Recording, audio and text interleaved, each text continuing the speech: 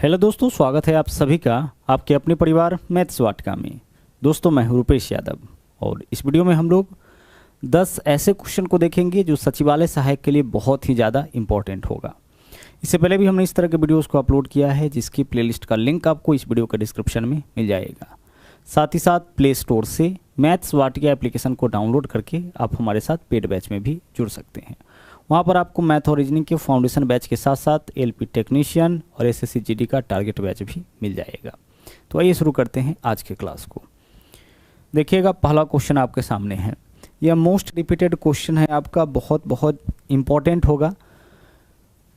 बोला यह है कि एक भोजन पार्टी के अंत में 10 लोगों ने एक दूसरे से हाथ मिलाया, तो हाथ मिलाने की कुल संख्या हमें बताना है। कुल 10 लोग थे, प्रत्येक एक दूसरे से हाथ मिलाए हैं, तो हाथ मिलाने का कुल कितना संख्या होगा, यानी कितना बार हाथ मिलाया जाएगा।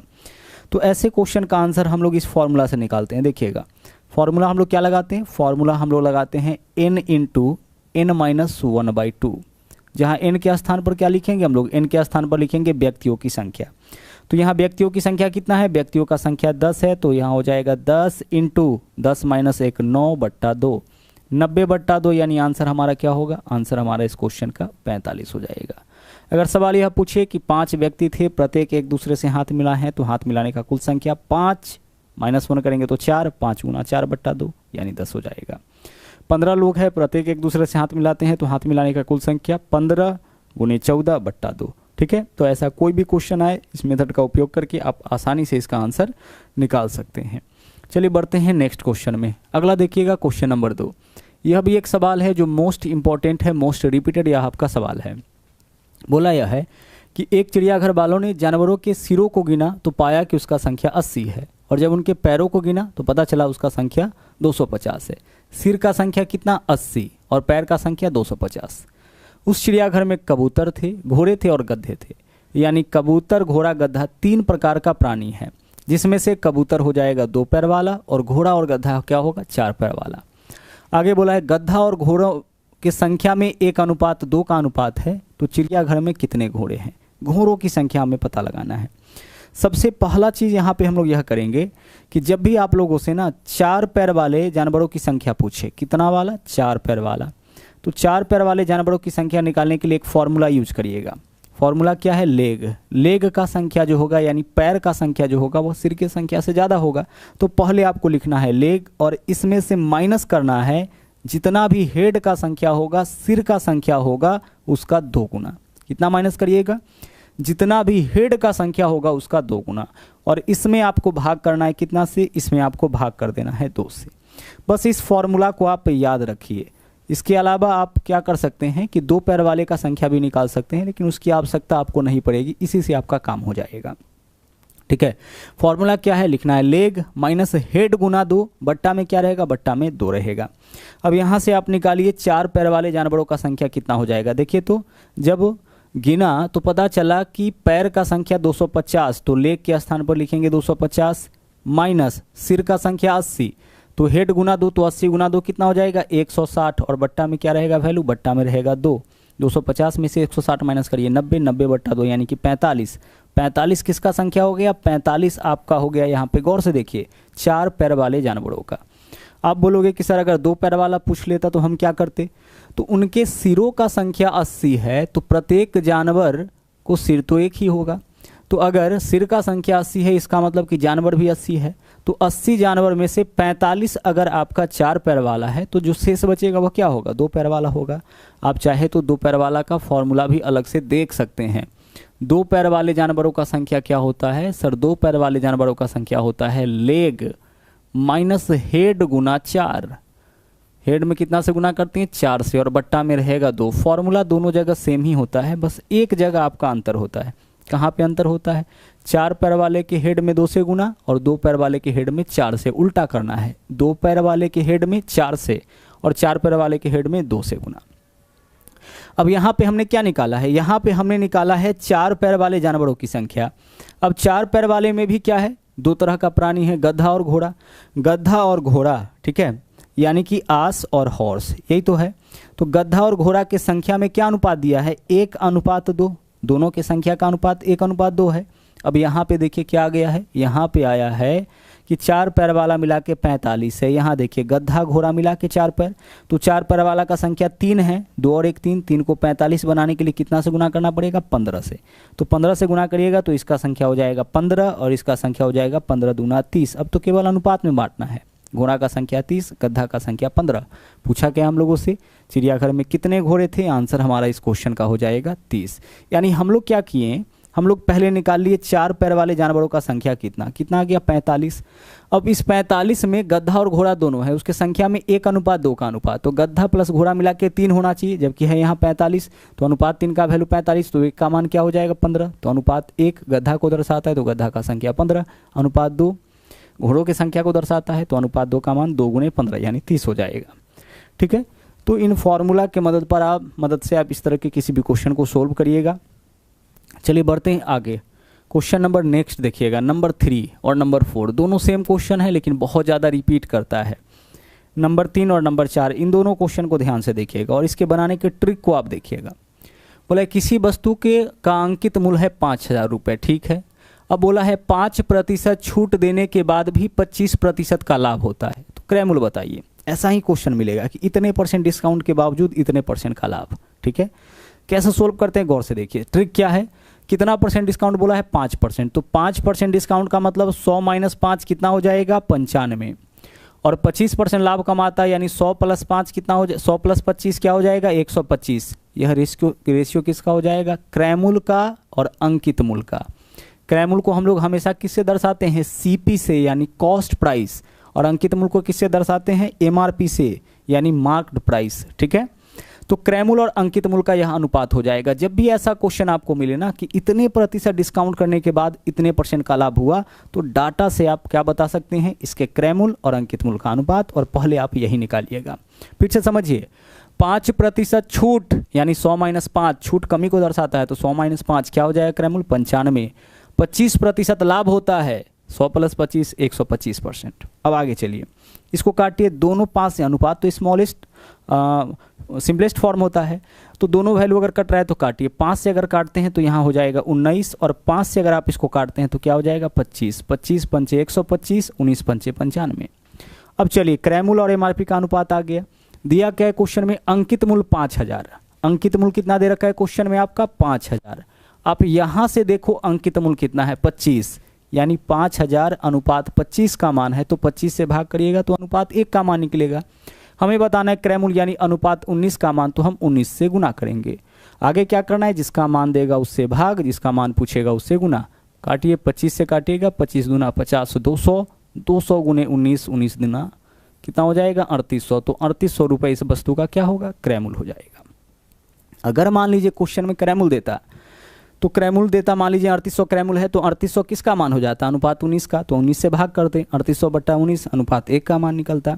MRP पूछता यानी अनुपात 25 का मान हम लोग निकाल लेते। ठीक है, अगले क्वेश्चन में आइए, सेम ही चीज़ है। यहाँ पे देखिए क्या बोला है, एक व्यापारी अंकित मूल्य पर 10% छूट देता है तो 17% का लाभ। 10% छूट का मतलब 90, लाभ कितना हो जाता है इसको? 17% का मतलब 117। यह रेशियो किसका हो जाएगा? यह रेशियो हो जाएगा कॉस्ट प्राइस का, यानी कि क्रय मूल्य का और अंकित मूल्य का। दोनों वैल्यू देखिए कितना से कट रहा है आपका? 9 से कट रहा है। 9 से काटिएगा 9 दहाई 90, 9 से काटिएगा यहाँ पे कितना हो जाएगा? 13 × 117, 10:13। क्रय मूल्य और अंकित मूल्य का अनुपात आ गया। नंबर 4 क्वेश्चन का यहाँ आंसर है। हमें क्या बताना है? हमें बताना है कि वस्तु पर क्रय मूल्य में कितना % अधिक अंकित करना चाहिए, यानी अंकित मूल्य क्रय मूल्य से कितना ज़्यादा होना चाहिए। तो देखिए, अंकित मूल्य कितना है? 13, क्रय मूल्य कितना है? 10। कितना ज़्यादा है? 3 ज़्यादा है। कितना से? 10 से। प्रतिशत के लिए क्या करते हैं? 100 से गुना। हमें क्या बताना है कि अंकित मूल्य क्रय मूल्य से कितना % ज़्यादा है, तो 3 ज़्यादा है। कितना से? 10 से। प्रतिशत के लिए 100 से गुना। 0 से 0 कैंसिल, 10 × 30, यानी अंकित मूल्य को क्रय मूल्य से 30% अधिक हमें अंकित करना पड़ेगा। अब इसी क्वेश्चन में मान लीजिए कि अंकित मूल्य दे देता है, इसका मतलब अनुपात 13 का मान दे दिया है, 13 से भाग करेंगे, अनुपात 1 का मान निकलेगा। क्रय मूल्य पूछा है यानी अनुपात 10 का मान आपसे पूछा है। तो ऐसा क्वेश्चन आते रहता है, बहुत इंपॉर्टेंट है, ध्यान रखिएगा कैसे आपको इसको सोल्व करना है। अच्छा, इस सवाल में मान लीजिए आपसे विक्रय मूल्य पूछता तो क्या करते? तो देखिए, अंकित मूल्य तो दे रखा है, इस पर मात्र 5% का छूट करेंगे, यानी कि अंकित मूल्य का 45% विक्रय मूल्य हो जाएगा। 5% डिस्काउंट के बाद किसी भी वस्तु को उसके अंकित मूल्य के 95% में बेचा जाएगा। तो 5,000 का 95% निकाल लेते, विक्रय मूल्य हमारा निकल जाता। 3-4 हो गया। क्वेश्चन नंबर 5 और 6 देखिए, बहुत ही इंपॉर्टेंट यह भी क्वेश्चन है आपका, और यह क्वेश्चन आपका डायरेक्शन टॉपिक से है, समझिएगा थोड़ा सा यहाँ पे चीज़ों को। अगर हम बात करें डायरेक्शन की, तो किसी भी प्लेन पे अगर, समतल पे अगर डायरेक्शन को हम दर्शाए तो हमेशा ध्यान रखिएगा कि दाहिने हाथ की तरफ आपका पूरब दिशा होगा, और पूरब के अपोजिट में क्या हो जाएगा, पश्चिम। तो पश्चिम दिशा किस तरफ होगा, बाईं ओर, पूरब दिशा दाईं ओर। ऊपर में क्या होगा, ऊपर में हमेशा होगा उत्तर दिशा, और नीचे में क्या होगा, नीचे में आपका दक्षिण दिशा। थोड़ा सा समझ लीजिए, फिर किसी भी क्वेश्चन को आप बना सकते हैं। किसी भी पोजीशन से अगर आपको चलना होगा पूरब दिशा की ओर, मान लीजिए पूरब की ओर चलना है, तो हम कैसे चलेंगे, दाहिने हाथ की तरफ। पश्चिम दिशा में चलना है, बाएं हाथ की तरफ। उत्तर दिशा में चलना है, ऊपर की तरफ। दक्षिण दिशा में चलना है, तो कहाँ चलेंगे, नीचे की ओर। अगर डायरेक्शन नीचे की ओर है मतलब दक्षिण दिशा, ऊपर की ओर है यानी उत्तर दिशा, दाएं हाथ की तरफ है यानी पूरब, बाएं हाथ की तरफ यानी कि पश्चिम। और एक चीज़ और समझना है, कहीं से भी अगर राइट टर्न लेना होगा, राइट टर्न का मतलब क्या होता है, दाएं मुड़ना होगा, तो आपको कैसे चलना है, दाएं कैसे मुड़ेंगे, दाएं मुड़ने का मतलब है आपको चलना है क्लॉक वाइज। क्लॉक वाइज मतलब घड़ी के दिशा में, जहां से भी दाएं मुड़ना होगा घड़ी के दिशा में। जैसे उत्तर का दायां पूरब, पूरब का दायां दक्षिण, दक्षिण का दायां पश्चिम, पश्चिम का दायां उत्तर। घड़ी के दिशा में चलिएगा तो दाएं चलिएगा। और जहां से भी बाएं मुड़ना होगा, जैसे उत्तर का बायां, तो घड़ी के विपरीत दिशा में चलिएगा। ठीक है, यह बात आपको समझ में आ रहा होगा। जहाँ से भी हम लोग को लेफ्ट टर्न लेना है यानी कि बाएं मुड़ना है, तो बाएं मुड़ने का मतलब है सीधा सीधा कि आपको क्या करना है, एंटी क्लॉक वाइज, यानी घड़ी के विपरीत दिशा में।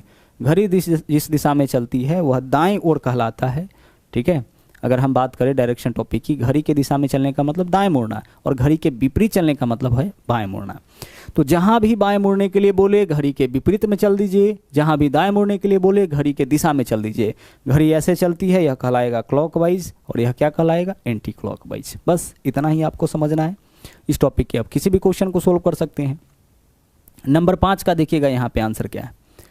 नंबर 5 क्या बोला है, एक मनुष्य का मुंह पश्चिम दिशा में, किस तरफ है, पश्चिम दिशा में। चलिए यहाँ देख लीजिए, पश्चिम दिशा में इस एक मनुष्य का मुख है, पश्चिम दिशा तो इसी तरफ है। अब बोला है वह घड़ी के दिशा में 45 डिग्री और 180 डिग्री। अच्छा, 45 डिग्री और 180 डिग्री दोनों किस तरफ घुमा है, घड़ी के दिशा में। 45 डिग्री क्लॉकवाइज और 180 डिग्री भी क्लॉकवाइज, दोनों घड़ी के दिशा में ही घुमा है। दोनों क्या घुमा है, दोनों घड़ी के दिशा में ही घुमा है। अगर मान लीजिए एक घड़ी के दिशा में और एक घड़ी के दिशा के विरुद्ध बोला होता, उस केस में हम लोग क्या करते, उस केस में एक को प्लस करते, एक को माइनस करते, यानी दोनों में से एक को घटा लेते।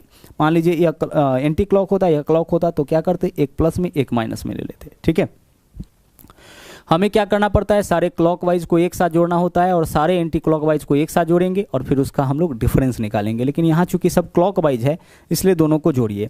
तो 45 डिग्री और 80 डिग्री कितना हो जाएगा, 225 डिग्री। तो 225 डिग्री किस डायरेक्शन में हमें चलना है, क्लॉकवाइज हमें चलना है।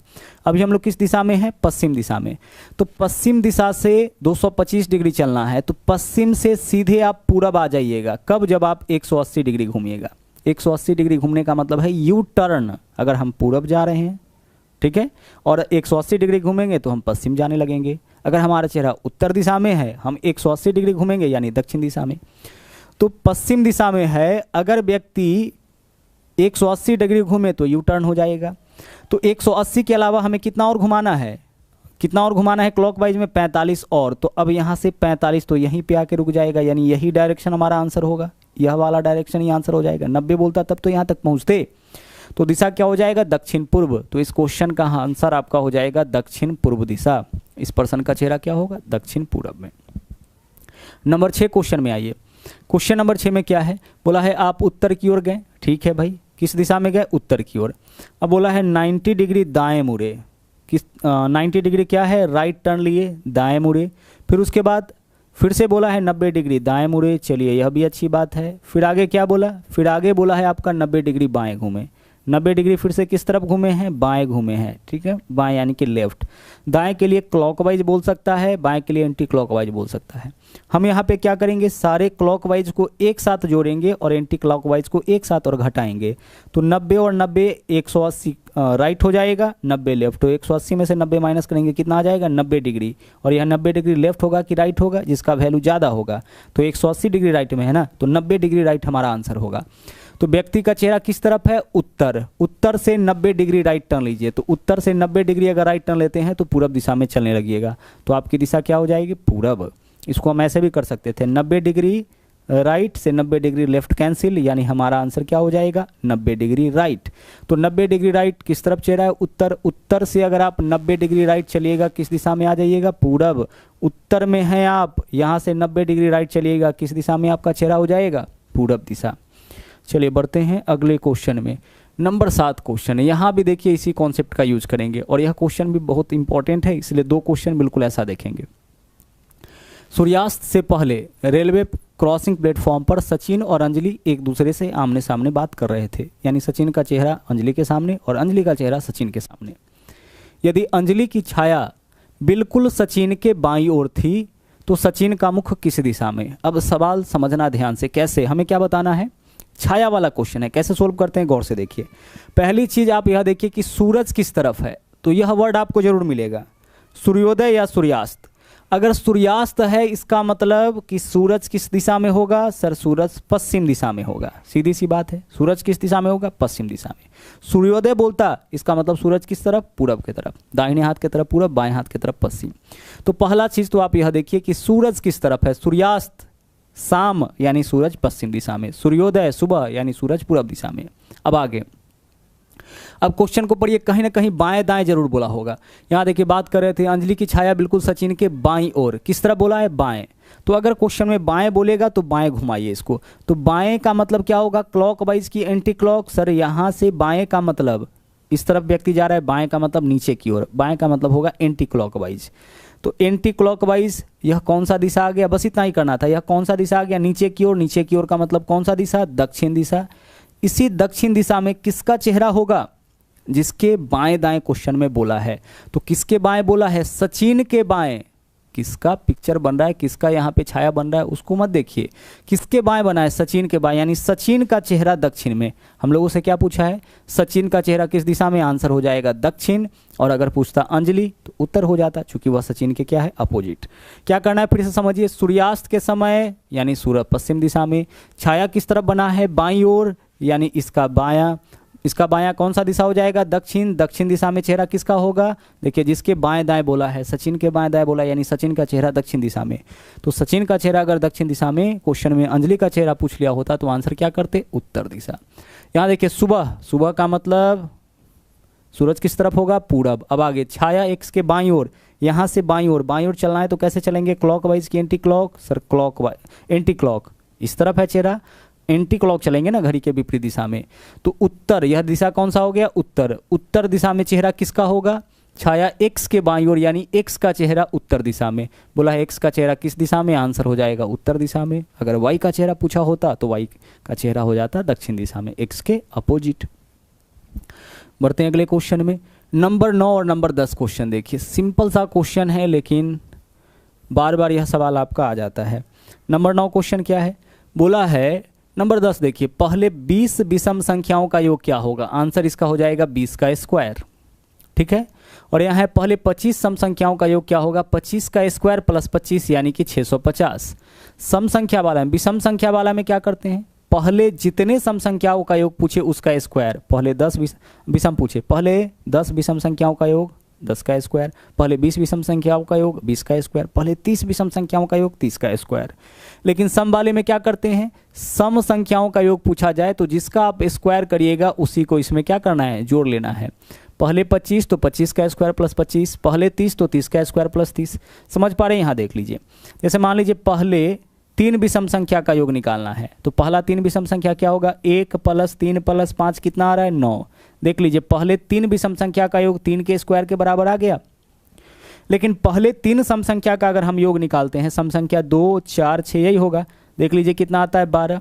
तो पहले 3 सम संख्याओं का योग जो होगा वह 3 के स्क्वायर प्लस 3 के बराबर। तो सम वाले में क्या करना है, जिसका आप स्क्वायर करिएगा उतना आपको जोड़ना भी पड़ेगा।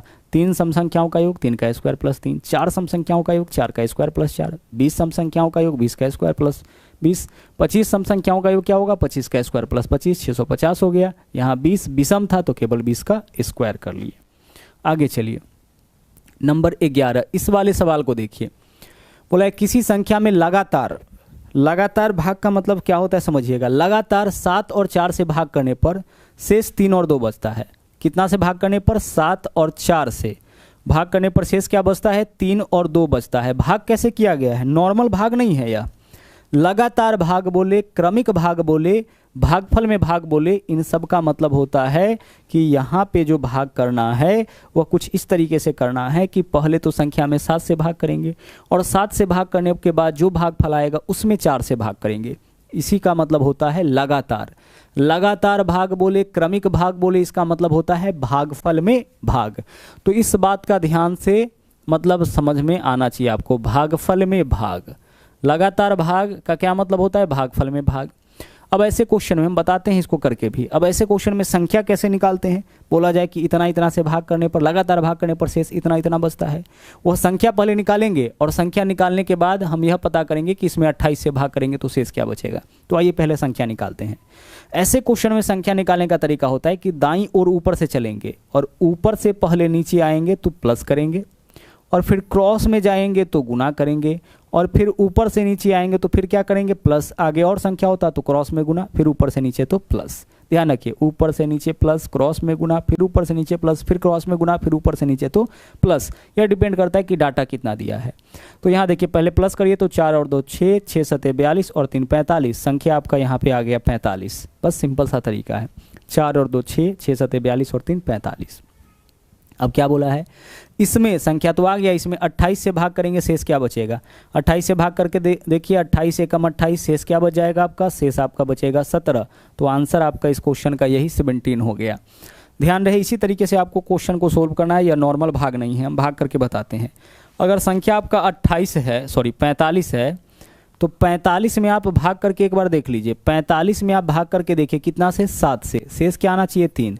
भाग करिए 7 छक्के 42, शेष कितना आ गया, शेष आपका 3 आ गया। सही बात है, ठीक है। लेकिन 45 में 4 से भाग करके देखिए शेष 2 आएगा। 45 में 4 से भाग करिए, 11 चौके 44, शेष 1 आएगा, जबकि यहाँ 4 से भाग करने पर शेष 2 आया है। तो दरअसल यहाँ क्या किया गया है, 28 यहाँ पे क्या किया गया है, यहाँ पे किया गया भागफल में भाग। पहले संख्या में 7 से भाग करेंगे, भागफल क्या आ गया, 6 आ गया। अब इस भागफल में यानी कि 6 में जब इस 4 से भाग किया गया, देख लीजिए 4 एकम 4, अब शेष क्या आया, अब शेष आपका 2 आया। तो यही होता है इसका मतलब। पहले पूरे संख्या में हम भाग किसे करेंगे, 7 से, शेष कितना आ जाएगा, 3। अब इसके भागफल में हम अगले संख्या से भाग करेंगे। लगातार भाग का यही मतलब आपका होता है, ठीक है। चलिए देखिएगा अगला क्वेश्चन क्या है, नंबर 12। क्वेश्चन नंबर 12 यहाँ पे बोला है कि 6 घंटियां क्रमशः एक साथ बजना आरंभ करती है। 3, 6, 9, 12, 15 और 18 सेकंड के अंतराल पर बजती है। तो 30 मिनट में इकट्ठा कितना बार। हम क्या करेंगे, इन सब का निकाल लेंगे एलसीएम। सब का एलसीएम निकालिए, क्या है 3, 6, 9, 12, 15, 18, इन सब का एलसीएम हो जाएगा 180 सेकेंड। तो 180 सेकेंड को सब सेकेंड के रूप में है तो सेकेंड में आएगा। 180 सेकेंड का मतलब क्या हो गया, 3 मिनट। तो सभी घंटी 3 मिनट में एक बार बजेगा। यह घंटियों के बजने का अंतराल है 3, 6, 9, 12, 15, 18, यानी पहला घंटी हर 3-3 सेकेंड पर बजेगा। अभी बजा दीजिएगा ना, हर 3-3 सेकेंड के इंटरवल पर बजता रहेगा। दूसरा 9-9 सेकेंड के अंतराल पर। तो ऐसे क्वेश्चन में जब हमें यह पता करना होता है कि सभी घंटी इकट्ठा एक साथ कब बजेगी, तो हम क्या करते हैं, सभी के बजने के इंटरवल का एलसीएम निकालते हैं। तो 3 मिनट में सभी घड़ी जो है इकट्ठा एक साथ बजेगी। अभी अगर सबको बजा दिए 3 मिनट बाद सभी 6 घंटी एक साथ बजेगा, फिर 3 मिनट के बाद सभी 6 घंटी एक साथ बजेगा। हमें क्या बताना है, 30 मिनट में कितना बार। तो देख लीजिए यहाँ पे 3 मिनट में एक बार, तो 30 मिनट में 30/3 कितना बार होना चाहिए था, 10 बार। लेकिन हमारा आंसर जो होता है यहाँ पे, आंसर जो हो जाता है वह कितना हो जाता है, आंसर आपका हो जाता है, इसमें हम लोग +1 करते हैं यानी 11 बार। विकल्प सी आंसर हो जाएगा। विकल्प सी आंसर क्यों होगा, सोचिए। क्या बोला है 3 मिनट में एक बार। तो पहला बार हम सभी घंटी को यहाँ पे बजाएंगे ना, और जैसे ही 3 मिनट होगा फिर से सब बजेगा। तो एक बार तो यहाँ बजा चुके हैं ना, तो 3 मिनट में ही कितना बार बज जाता है, 2 बार। 6 मिनट में कितना बार, तो देखिए पहला 3 मिनट में एक बार, फिर 3 मिनट में एक बार, और शुरू में जो एक बार बजाए थे। तो इस वजह से क्या किए कि 3 मिनट में एक बार तो 30 मिनट में 10 बार, और एक बार स्टार्टिंग वाला जोड़ लेते हैं, कितना बार हो जाएगा, 11 बार हो जाएगा। ठीक है, चलिए बढ़ते हैं अगले क्वेश्चन में। इतना ही क्वेश्चन था, तो चलिए इस वीडियो में इतना ही।